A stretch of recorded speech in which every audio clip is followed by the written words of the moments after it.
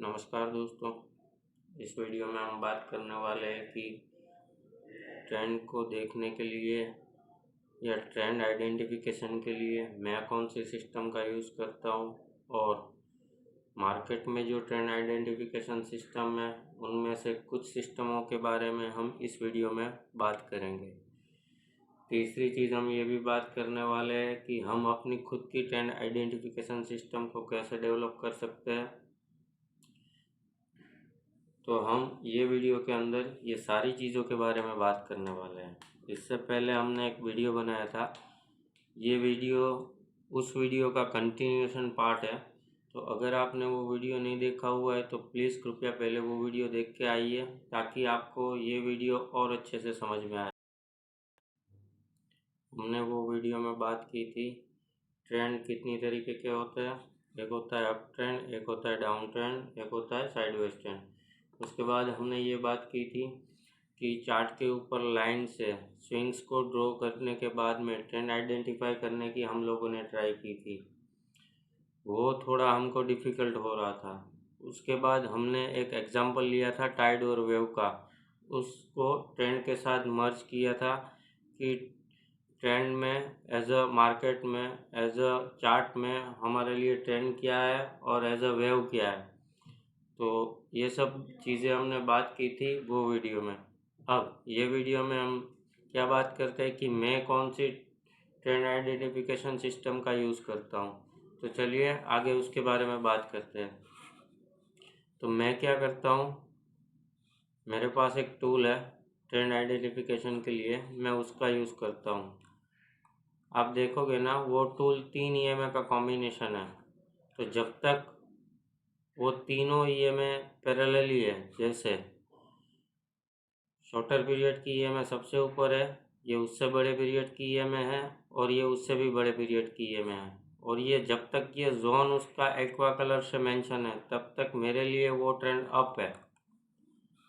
जब ये shorter period की ईएमए ये उससे भी बड़े पीरियड की ईएमए और उससे भी बड़े पीरियड की ईएमए के बीच में आ जाती है, तब मैं ये समझता हूँ कि ये थोड़ा चौपीनेस चल रही है और साइडवेज चल रहा है।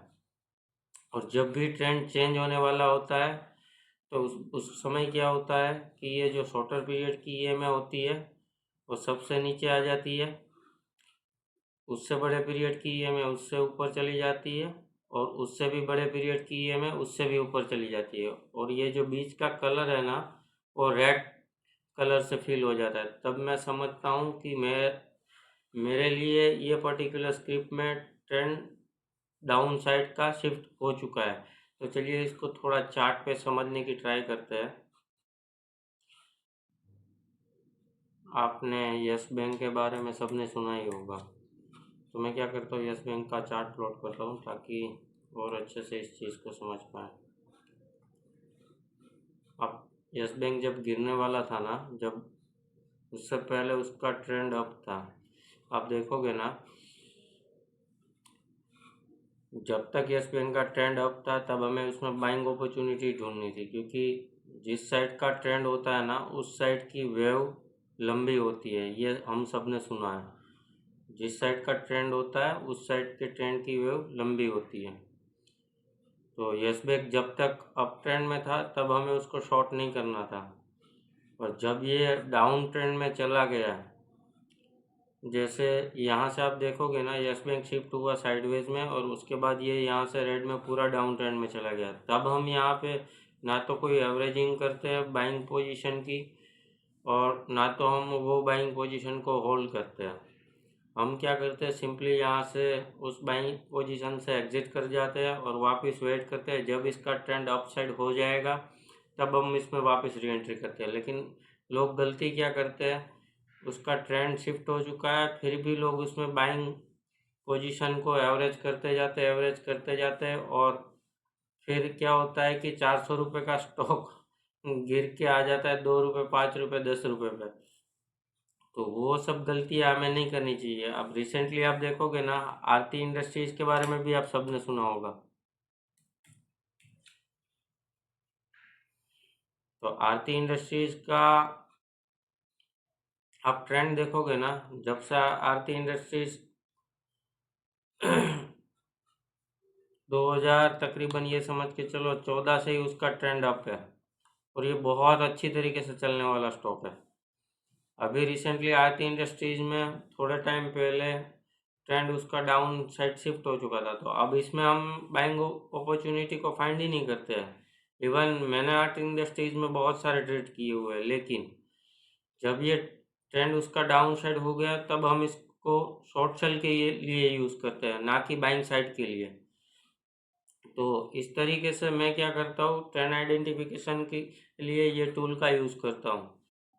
अब ये टूल तो हो गया ट्रेंड आइडेंटिफिकेशन के लिए, लेकिन इसके बाद भी आगे बहुत सारी प्रोसीजर है। जैसे कि ट्रेंड तो पता चल गया, लेकिन एंट्री एग्जिट के लिए ये समझ लो कि एंट्री की कितनी तरीके की टाइप होती है, एसएल कितनी तरीके से ट्रेल हो सकते हैं, एसएल की कितनी तरीके की टाइप होती है, और मेन ट्रेड की कितनी तरीके की टाइप होती है। ट्रेड की वो वाली टाइप नहीं, स्विंग ट्रेडिंग, इंट्राडे ट्रेडिंग, वैसी वाली टाइप नहीं, ट्रेड की भी डिफरेंट डिफरेंट तरीके की टाइप होती है।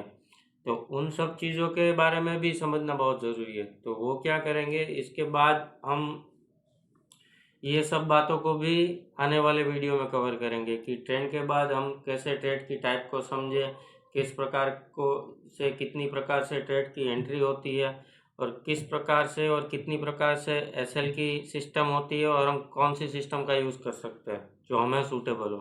तो ये सब चीज़ें भी हम आगे आने वाले वीडियो में समझेंगे।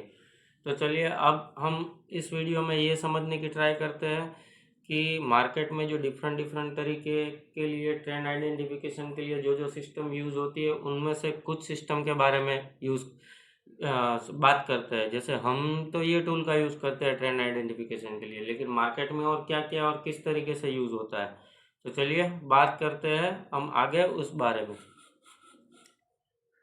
जनरली लोग ट्रेंड आइडेंटिफिकेशन के लिए अपने टेम्परामेंट के हिसाब से डिफरेंट डिफरेंट टाइम फ्रेम का यूज़ करते हैं।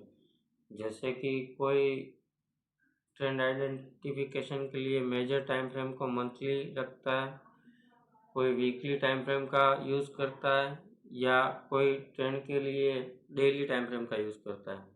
अभी फ़िलहाल हम क्या करते हैं कि हम टाइम फ्रेम के कोरिलेशन को आगे समझेंगे। हम खाली समझते हैं सिस्टम जो कौन कौन सी ट्रेंड आइडेंटिफिकेशन के लिए यूज़ होती है।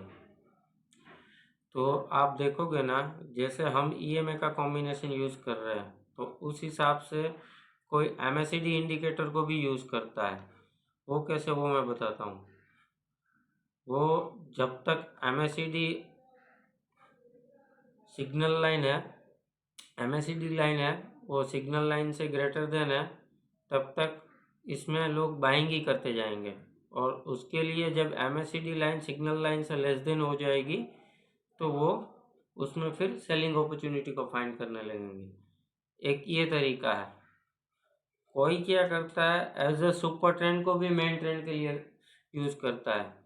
जैसे जब तक सुपर ट्रेंड पॉजिटिव है तब तक वो उस पर्टिकुलर स्क्रिप्ट में बाइंग अपॉर्चुनिटी ही ढूंढेगा, और जैसे ही सुपर ट्रेंड नेगेटिव हो गया एज अ मेन ट्रेंड, तो वो उस पर्टिकुलर स्क्रिप्ट में सेलिंग अपॉर्चुनिटी को फाइंड करेगा। उस टाइम पे फिर वो बाइंग अपॉर्चुनिटी को अवॉइड करेगा। अब जैसे सुपर ट्रेंड और एमएसीडी का यूज़ हम करते हैं, उसी तरीके से कोई क्या करता है, बायर और सेलर की एक्टिविटी को भी as a main trend consider करता है। जैसे आप देखोगे ना, जब तक ये ग्रीन लाइन है, जब तक ये शो कर रहा है कि इसमें बायर ही एक्टिव है, तब तक वो उसमें बाइंग अपॉर्चुनिटी को फाइंड करेगा। और जैसे ही ये रेड हो जाएगी, सेलर एक्टिविटी इसमें स्टार्ट हो जाएगी, तब वो उसमें सेलिंग अपॉर्चुनिटी को फाइंड करेगा। तो आप देखोगे ना, मार्केट में से बहुत सारे तरीके के इंडिकेटर हैं, और सब लोग अपने टेम्परामेंट के हिसाब से उन इंडिकेटर का use as a main trend को आइडेंटिफाई करने के लिए करते हैं। और उनमें भी उनका जो इनपुट सेटिंग होता है, उसका भी लोग अपने अपने टेम्परामेंट के हिसाब से सेट करते हैं। मेन चीज़ क्या होती है, ऐसा नहीं होता है कि कौन सा बेस्ट ट्रेंड आइडेंटिफिकेशन सिस्टम है या कौन सा बुरा है। मेन चीज़ होती है हम जिस सिस्टम को भी यूज़ कर रहे हैं ट्रेंड आइडेंटिफिकेशन के लिए, उसको लाइफ टाइम उसी सिस्टम को यूज़ करना है। जैसे हम एज अ बायर सेलर की एक्टिविटी को यूज़ कर रहे हैं, तो फिर हमें बारी बारी शिफ्ट नहीं होना है कि ये सिस्टम से हम दूसरे सिस्टम पे चले गए, दूसरे सिस्टम पे, तीसरे सिस्टम पे। हम इसी सिस्टम को यूज़ करेंगे कि जब तक भाई ये सिस्टम हमको ग्रीन बता रही है तब तक हम उसमें बाइंग अपॉर्चुनिटी को ढूंढेंगे, जब तक ये सिस्टम रेड बता रही है तब तक हम उसमें सेलिंग अपॉर्चुनिटी को ढूंढेंगे। कोई MACD को यूज़ कर रहा है खुद के ऑन इनपुट सेटिंग से, तो वो भी उसी हिसाब से, उसको स्ट्रिक्टली यही चीज़ फॉलो करनी है, उसको ये फिर ये चीज़ नहीं देखनी है। वो देखेगा कि भाई MACD पॉजिटिव है, तो जब तक मुझे बाइंग अपॉर्चुनिटी मिलेगी मैं बाई करूंगा, और जैसे MACD नेगेटिव होता है, मुझे सेलिंग अपॉर्चुनिटी मिली, मैं सेलिंग साइड के ट्रेड लूंगा। तो मेन चीज़ होती है उस सिस्टम पे स्टिक रहना। मैंने लोगों को देखा है, वो क्या होता है, वो बारी बारी एक जगह से दूसरी जगह पे शिफ्ट होते रहते हैं, तो उससे क्या है कि वो कभी भी उसकी साइकोलॉजी फिक्स नहीं होती है। तो ये बहुत ही गलत आदत है। तो हमें जो सिस्टम सूट करती है उस सिस्टम को फिक्स करके ऑलवेज ट्रेड करना होता है। अब हम अपनी सिस्टम को कैसे बिल्ड करें, तो उसके लिए हमें क्या करना होता है, हमने जो पिछले वाले वीडियो में टाइड और वेव के बारे में समझा था, उसका कॉम्बिनेशन, मतलब कि ट्रेंड और एग्जीक्यूशन टाइम फ्रेम के कॉम्बिनेशन को समझना बहुत ही ज़रूरी होता है। और जब हमें ये पता चल जाएगा तब हम हमारी खुद की ट्रेंड आइडेंटिफिकेशन सिस्टम का डेवलपमेंट कर सकते हैं।